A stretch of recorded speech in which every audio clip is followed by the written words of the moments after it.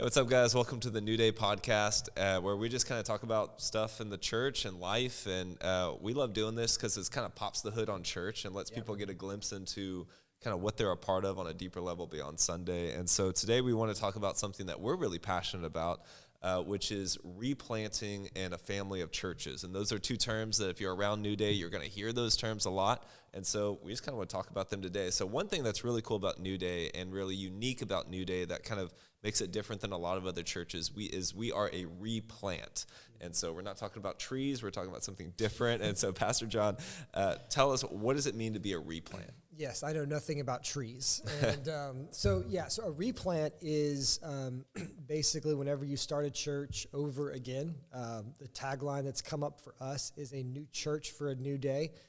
That was like our big vision statement in 2018. That also was the year we decided to officially replant and change our name and become a new church. And so it kind of worked out really well that way. But a replant is, at least the way we define it, and I think different people define it different ways, is we see a replant as working with an existing people, and that can be a small group of people or a large group of people. Usually it's a small group of people that are left at a church that is dying or declining, but working with them and also utilizing the resources from if there's buildings or if there's money or there's any kind of ministry going on, kind of taking these things that are struggling and using those to become the foundation of a new work.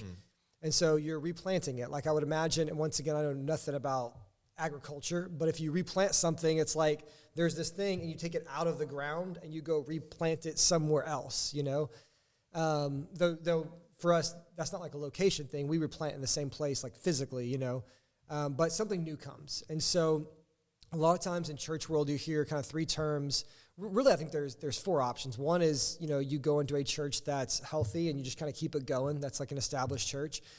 The next is maybe if you go into a church that's struggling, you do what's called a revitalization, which is the way we define that as like bringing something back to the best version of its original vision. And so it's got the right vision, the right mindset.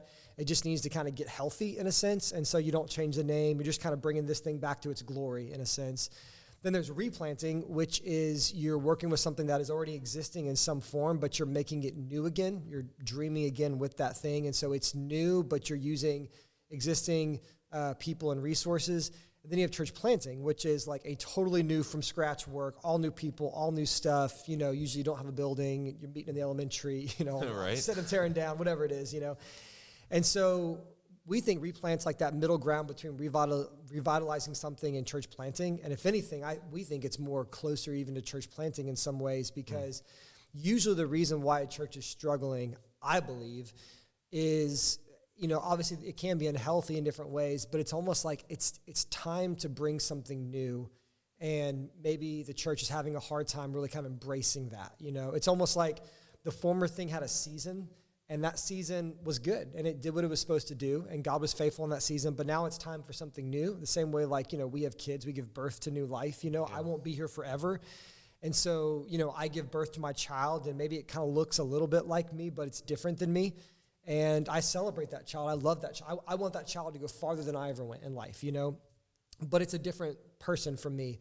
And so replanting is, just taking something that's existing, and saying, instead of like this, the way we often say it is like, we want to help take people or churches from being like the last members of a dying church and transform them into the first members of a new and thriving church, honor what God did previously and step into the new. And so, I guess maybe even the best way to sum it up is it's kind of redemptive church planting. And so it's not totally from scratch, but something new is coming. And instead of just like starting something new down the road and letting this thing down the road die, we're saying, hey, we want to start something new, but we also want this thing to live. And so let's work together to make that happen. So it's redemptive church planting. But what are some other thoughts maybe you would add on to that in terms of like replanting and what makes it unique?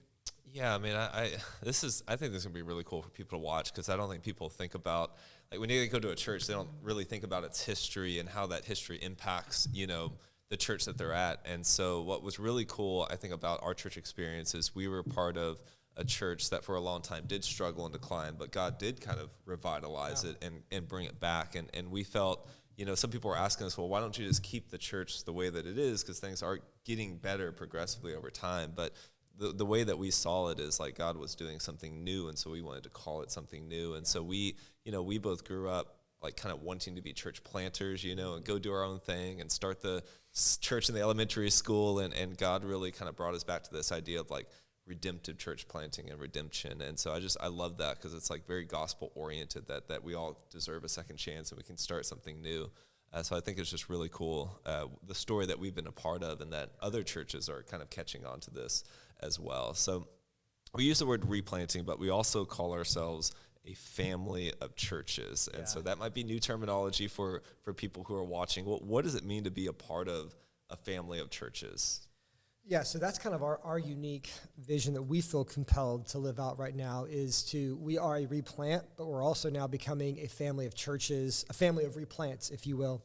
And so, and once again, we have to define it, because when people say the word family of churches, they often mean different things. And so at the core level, what a family of churches is it's a family of either local churches or different campuses of a church that kind of work together. I think the difference depends in terms of the terminology is, are they truly centrally organized, or are they all just independent and they just kind of voluntarily collaborate? And so for us, our churches are truly centrally organized, meaning that we work together. We have a central budget. We have a central team. There are all of our different churches. There are things that are centralized and there are things that are localized. And so, for instance, one of the things that we centralize is our preaching and our sermon calendar. I oversee that. And so whether it's the sermon series or kind of who's preaching at different locations or whatever, I kind of oversee that. You oversee our budget. And so you oversee our budget and manage all those different things and the finances. And so what a family of churches is it's maybe, and however you want to phrase it, campuses, different churches, but they work together for a common good. And so for us, the big reason why, because the next question is, well, why would you do this? The big reason why, I think, is because we believe, and we've come to the conviction that, we can advance the gospel more and replant more churches, since that's what we do, effectively together. And so an example of that would be right now, so we are New Day Houston, like we're here in the city of Houston at 290 and 610. And because God has done a great work of us replanting this church and us being a part of that, we now have, whether it's people or time or resources or money, we have been abundantly blessed. And so now we have the potential to not just support and sustain a ministry here, but in another part of town. And so obviously our second church is in Magnolia. And so, we are, we're covering the costs and we're supporting the leadership team there. We're helping in various different ways. You're going out there to preach this week. I'll be out there pretty soon. I just ordered the yard signs for the new church. We work together, and there's just some central things that we can provide and centralize that really, the benefit is it frees up the pastor to do what really matters, which is to love on people, reach people, advance the gospel, make disciples, care for people, the things that truly you have to localize. And a lot of pastors struggle to do those things. Like, pastors want to love on people. They want to preach. They want to do all these different things, but they're, printing out flyers, working on the plumbing that's broke down, like trying to come up with new, a design of something, and, our thought is, if we just have one graphic and we all just use it, like, who cares? Most people don't care about that stuff anyway. We care about that, but they don't care about that. And so it's really cool because it's very efficient, because really enables us to really be about the real work of like seeking God and reaching people and discipling people. And so it's a family of churches that work together. And currently we have 2 churches. And, as we've mentioned to our church many times, we are prayerfully considering adding more churches into our family. Like, we hope that our family grows. We've had a great experience here in Houston and in Magnolia. And honestly, man, it's gotten better. I think we keep thinking, well, is it harder with 2? It's like, well, no, we have a great team, and Pastor Randy's awesome at Magnolia. And so, if anything, like, our job has gotten, I feel like more fulfilling and more exciting, and it's just been a really big blessing. And the big thing is when you talk to the people in these places, like, you just don't know what it's like. Like, if you've never actually gone to a dying church and sat down at the table with those people and listened to them talk about what it's like, it's awful, man. It's so, they're discouraged and they're tired and they don't feel like God's going to do anything great in their church. And, the idea that we could come in and help, that we could be a part of that we could be a connector of helping get them a pastor and providing, overall leadership that's healthy and resources and just hope, providing hope in Christ, is a wonderful thing. And then now all of a sudden, this thing that was struggling or dying is now thriving again. And so these members are encouraged and God is blessing it. But then also the community can be reached because now there's a church that's like relevant and connects with them, with a pastor that's ready to love them and disciple them. And so we just think it's, at least in church planting and church work in general, though the conversation of replanting has come up, I think it needs a lot more airtime. And I think it's kind of an overlooked thing where there's way more potential in it than I think people realize. And I think we've seen that here at White Oak now New Day, where, we feel like, man, like this, it's been hard, but this has actually gone really well. It's been a joy, And I think that a lot of guys maybe they want a church plant or do something else or go like to an established church. I think more people should consider replanting because I think there's more potential than people realize. And so I guess the question I have for you is like, specifically thinking about our journey, whether it's, whether here at White Oak or Walnut, obviously both are now, New Day.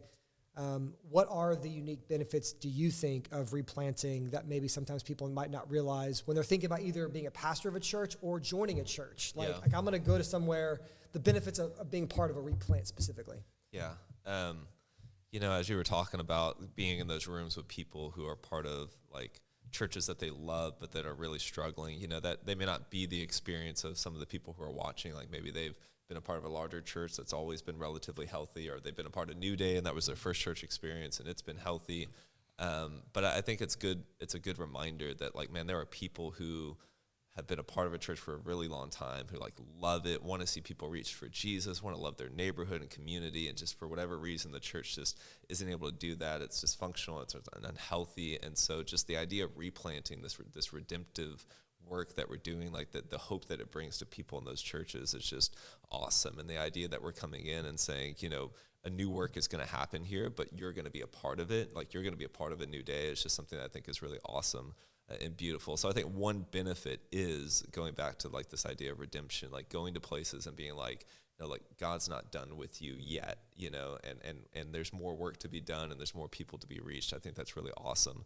I think the other thing that I would mention, two other things. One is just like you said, the collaboration of resources. I think churches maybe back in the day or in our tradition are more prone to just kind of working in a silo on their own. And it's really interesting, like if you have like a follower of Jesus who's like, I'm just gonna do everything on my own, and I'm not gonna have any community, and I'm just gonna like go off on my own on an island, we would say that's not very healthy, right? And yet, like I guess when churches do that and kind of like, put their doors up and don't reach all that kind of stuff, that it leads to like unhealthy environments. So the real cool thing about a family of churches is you have a collaboration of resources, and we pray for Magnolia, and Magnolia prays for Houston, and like you said, we have a teaching team, and we've had people who have gone out there, and people from Magnolia who came to like House's prayer event and different things like that. So you see that collaboration.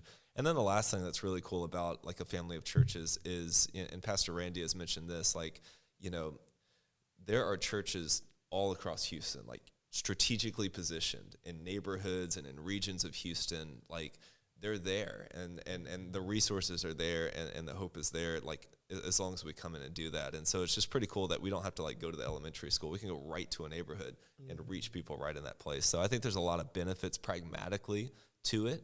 But the most important thing is not its pragmatism, but really is it biblical. And so like I want to press that to you, because like just because something is good and it works in a book or it works in reality, like is that biblical? So something that glorifies God. So how would you answer that? Yeah, so in a weird way, so we both grew up in the same kind of smaller Southern Baptist church, your typical Baptist church, which there's so many wonderful things about being a part of a Baptist church. I mean, we are Baptist to this day. I think convictionally, from a theological standpoint, I think it's a wonderful tradition that we're very glad to be a part of. One of the unique parts of the Baptist tradition is churches are autonomous, meaning like they are totally on their own, and the people there and the members there make all the decisions, and they don't report to anybody, and they're just totally on their own, And what we don't realize is actually, in a lot of traditions in different denominations aren't like that. Catholic Church isn't like that. Presbyterian Church is not like that. I mean, we think everyone's like that, but that's a very kind of American, kind of Lone Ranger, on my own, do my own thing, don't tell me what to do. We vote on everything, And in some ways, I mean, that The first thing I would say is the first thing that can be difficult is a lot of times what we've seen when churches are struggling or declining, that governance is often there, And so, there's value to working together. And I think when you look at the scriptures, I think in a weird way, that's actually what I've been rediscovering as, one of the things I love how Francis Chan says, when he talks about like he holds the Bible, it's like, man, if this is all we had, how would we do church? And I'm always convicted by that because I think we assume that like church is not how you grew up with it. Church is not what even we think about it. Church is about what the scriptures say. Like church should be what the scriptures teach, So we go back to the church in Acts, or we look at, 1st or 2nd Timothy, like the beginning of the church, and Paul and Timothy. And honestly, I didn't see it for so long just because I was, I just was in the tradition I was in. I never said, well, how was the church in the Bible structured, like in the New Testament? And as I've read about the Church of Acts and just studied those scriptures and then looking at Paul and Timothy's relationship and Paul and Barnabas and Paul and Titus and all this connection, I've come to a very deep biblical conviction that the early church was a lot more connected than often we are in more autonomous environments.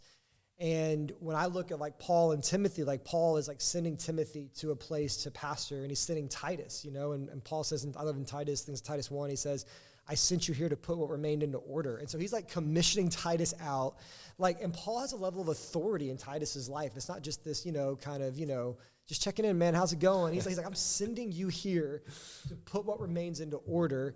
And there's a healthy relationship, and they love Paul, and Paul loves them, and Paul has their back, and Paul's giving them some guidance. And so there is this connection. And even the church in Acts, when they send people out, they give reports and they're writing letters. And so, and then in like 1st and 2nd Corinthians, there's parts where Paul is literally raising money from one church to give it to another church. Yep. And so they're intricately connected. And so biblically, like is it biblical for churches to partner together and to be centralized?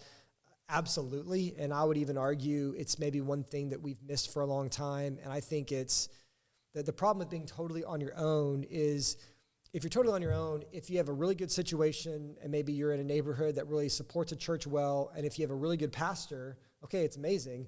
But what happens when things start struggling, or when the pastor makes a mistake, or the pastor moves on or retires, or what happens if maybe the pastor causes problems or some members cause problems?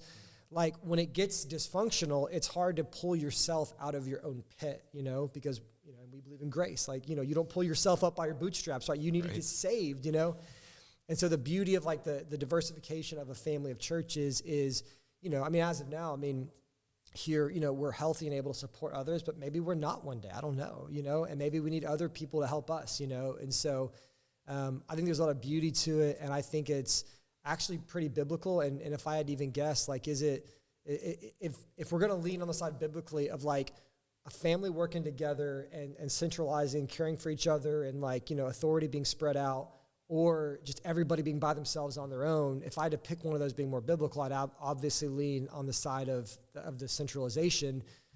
But I would also say that this is one of those things that, like, though we practice this and do this, other people do it different ways. And this is one of those things where I do look in the scriptures, there is some liberty. And so, we're never going to break fellowship with somebody over this ever. This is not one of those things.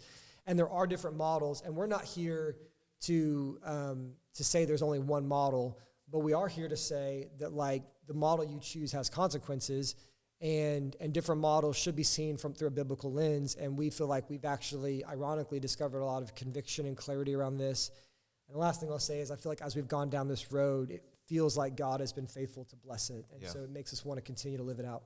Absolutely. All right, so let's bring it to the people who are watching. So like think about someone who maybe goes to New Day, or who's thinking about being a part of a church that is in a family of churches. So like what does it mean for them to be in a church that is a part of a family of churches? Like what are some of the advantages, what unique blessing may they find, what challenges, well, let's start with the good, and then we'll move to some of the challenges. we'll give them some real talk.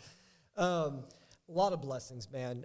I think you're a part of something big, and I think our generation loves that. I think people want to be part of a movement. It feels like a movement, I think another blessing is, so if like right now, if you're part of like New Day Houston here in Oak Forest, like whenever you give financially or whenever you serve here, you're making a difference here that is also rippling out to Magnolia and one day other parts of the city.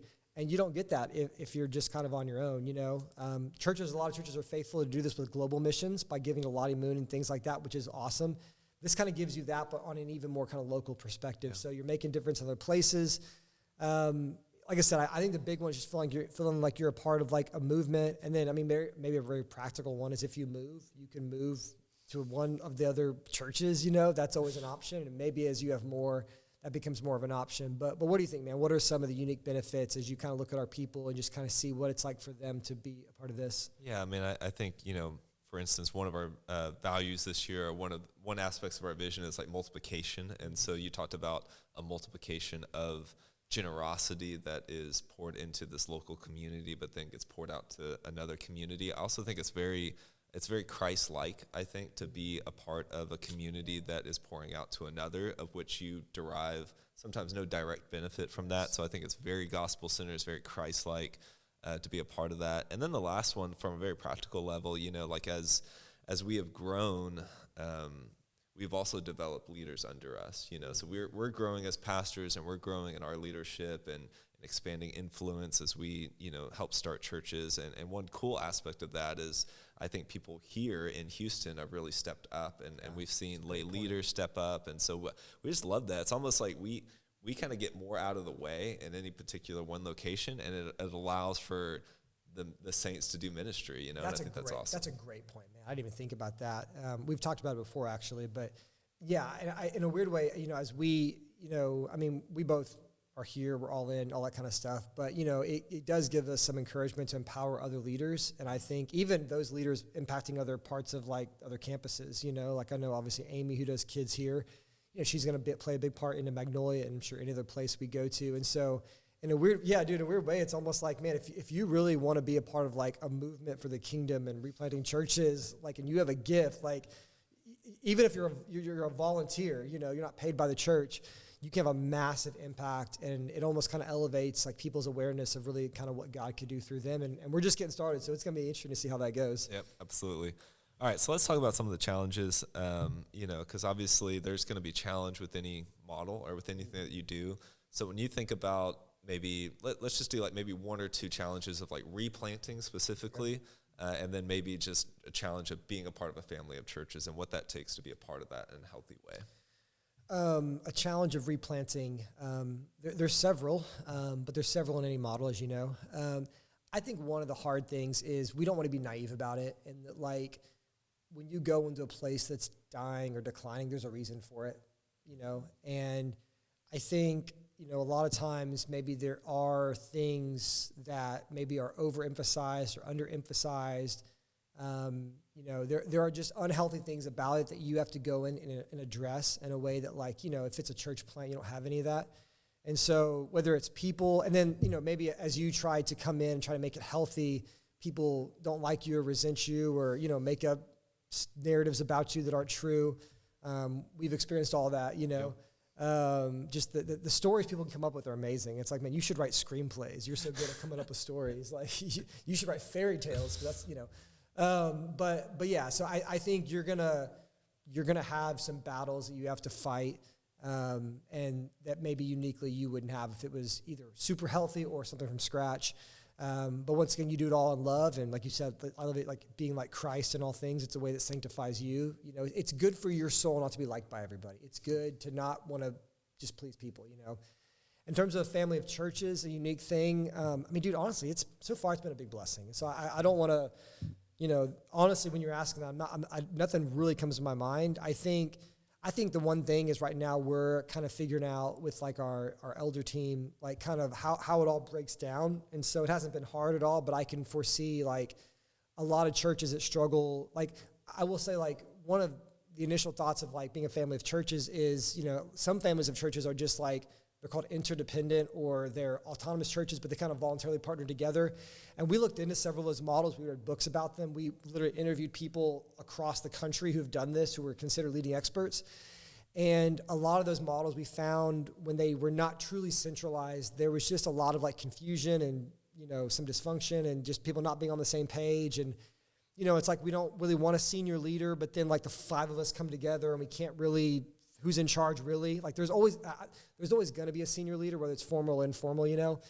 And so I guess in those models, there was some confusion. And so, but I would imagine even as we are truly centralized and have like a clear leadership structure and team across our churches, probably just deciding kind of what is central and what is local, not based upon what any of us want, because it doesn't matter what you want or I want or anyone else wants. It's about what breakdown of central and local helps us disciple people, reach more people, and care for more people. And so, that's a thing that we have to figure out together, that you don't have to if you're just one church in one location. But what about you, man? What is maybe a challenge of replanting and then a challenge of the whole family vibe? I mean, I think, like you're saying, for replanting, you're coming into an environment that isn't the healthiest, and so you don't quite have a blank slate. Like, this place has a history, probably decades of history. A lot of history. And just different things that have gotten it to the place where it's at, and so I think it really takes a lot of resolve, a lot of like a strong biblical foundation and leadership to come in and say, hey, this, you guys, you love Christ. I can tell that you love Christ, but like there are things that we've got to do to get this to where we're actually reaching people again. And so I think that would be the hardest and most challenging one, is you're not starting from a blank slate. And then probably a challenge for family of churches is I think what we have found, like really the ethos of New Day is we're a missional church, right? And so like we are bent toward reaching people for Jesus and reaching the city for Jesus. And so I think as we've grown as a family of churches and as we continue to add churches, like Lord willing in the future, like it pushes all of us to be more missional. Like everyone from like your attender to visitor to member, like they're being drawn into something that's very missional. And I think that requires a lot of like self-denial, denying yourself and being a part of something that's greater than yourself. And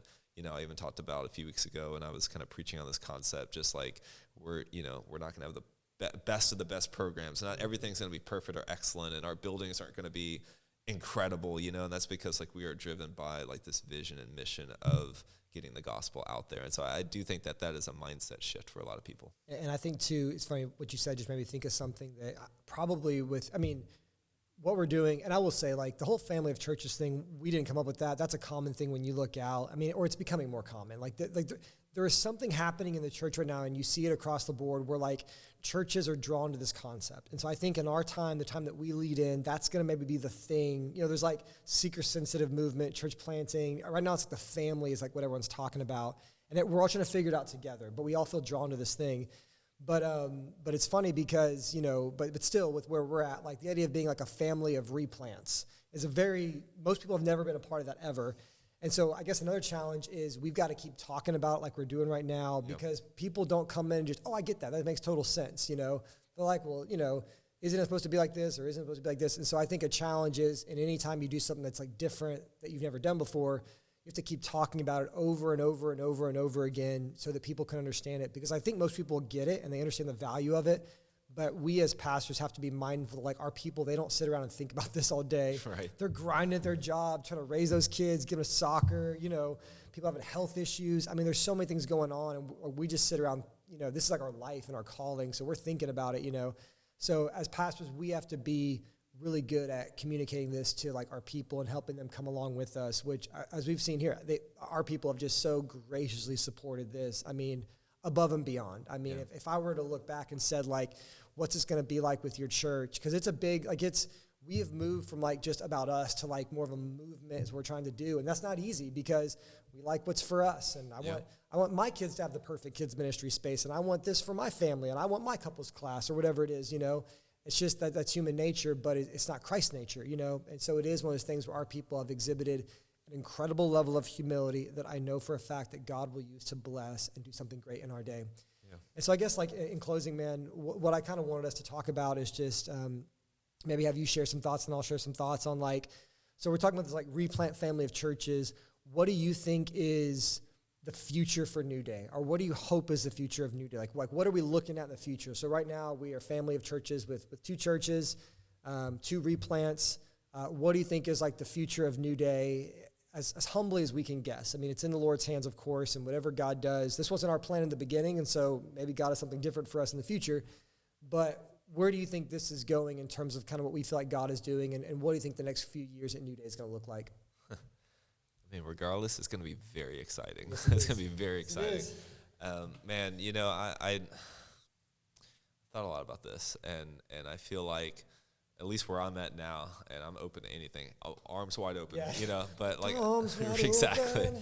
open. You know, I think we get to a point to where maybe we, you know, the New Day family of churches is, you know, maybe 4 campuses maybe, or like 4 churches around the city of Houston, in different parts of Houston. And then we really become a kind of ascending church of this kind of model, and like helping other churches do that and kind of create their own family of churches. You know, I think we're not trying to build an empire, you know, it's like we just want to see unhealthy churches become healthy churches. And so how do we do that, you know? And I'm sure there might be a point to where, you know, we can't manage that many, and we probably hit that point, but that doesn't mean that the vision can't continue on. So that's kind of what I see happening, and you know, just excited to grow, and I feel like we get better with every edition. Yeah, no, I agree. I think, you know, I think right now we're walking within the strength and capacity that God has given us. And so we always say, like, you know, right now, what's amazing is like replanting Magnolia has somehow been a benefit to where we're at. Like, I feel like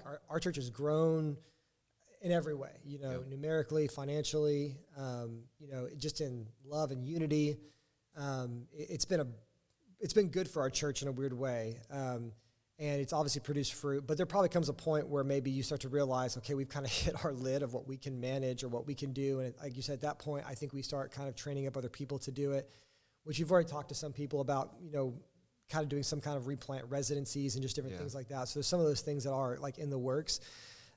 Yeah, I agree. I think we will learn kind of what this model looks like, hopefully be able to teach others how to do it.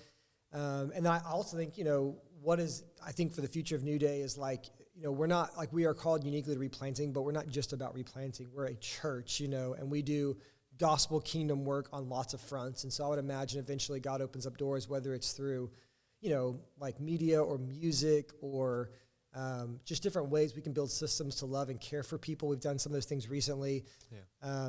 I would imagine probably God begins to stir some different things on our hearts. And I pray that the same way we've been open to replanting, that we'll be open to those things as well. So, but you said it best, man. Whatever the next few years is, it's going to be exciting. And one of the things that we always, you know, encourage ourselves to do, and I think Matt Chandler said this recently at an event that he was at that I didn't get to go to, but I heard about it.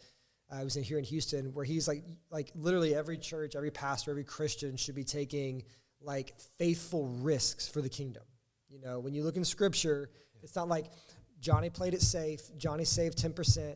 You know, Johnny didn't rock the boat, and Johnny brought a lot of people to Jesus. And you know, it's like no, it's like God. It's like, but God told us to do what? Like, can we do that? Like, is that possible? You know, like it's always faith. You know. Yeah. And I think whatever it is, like it's going to be taking faithful risks for the kingdom and giving it to God. And so I agree, man, whatever the future holds, it's going to be exciting. Yeah, that's awesome. Well, thank you guys for watching. And man, as you hear about this and you want to be a part of this, you know, if you're a part of New Day, I think it's just continue to support financially, like this vision and mission, like support through serving and stepping up and being willing to lead, because that's how this thing grows. If you're not a part of it, then I think I invite you to be in on it. You know, it's an exciting season to be a part of New Day. God's doing some awesome stuff at New Day and just in the church in general. And so I'm actually excited. You know, like the news of the world is like crazy and it feels very pessimistic, but what God's doing in his kingdom is exciting and awesome. So thank you guys for watching, and we'll catch you next time.